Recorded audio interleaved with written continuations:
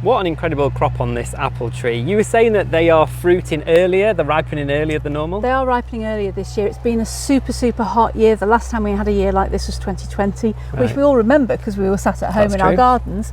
And it's caught us unawares, if I'm honest. We're having to pick as fast as we can. We get a lot of apples here. We've got over 50 different apples in the kitchen garden, but we haven't got the space for them. So these ones are grown on a dwarfing rootstock. So when you buy them from your specialist fruit grower, make sure that you get them from a dwarfing stock. So this will suit a medium-sized garden, but there are two other types of tree we've got inside the garden that are kept deliberately small and still provide us with tons of fruit. I'm chomping to go and see them. Let's go and have a look.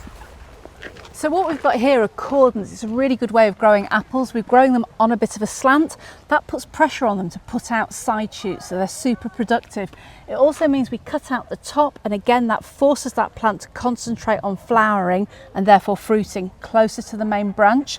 If we grew all of these, there are 50 of them here, if we grew these in the kitchen garden as standard trees, it would take the whole garden space. But what that means is we've got this lovely run, super productive. We've got them in blocks of 3, they're all Yorkshire varieties. Wow. And we get thousands and thousands of apples every year because they're super concentrated. So it's a really productive way of growing, and you've effectively created a green wall as well. Yeah, so you could grow you're growing these like freestyle, but you could grow them up against a house. What if I've not even got room to do that? Right.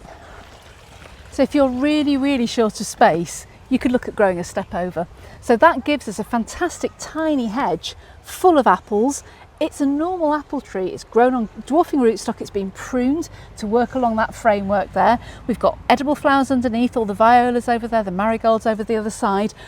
And what a great thing. You don't lose your view, you don't lose your light levels, and you've got as many apples as you would have on a smaller tree trained up against a wall. And this just gives you that informal cottagey style modern country. I can see it working in many different designs, as it is doing working here in this quite formal kind of situation. Yeah.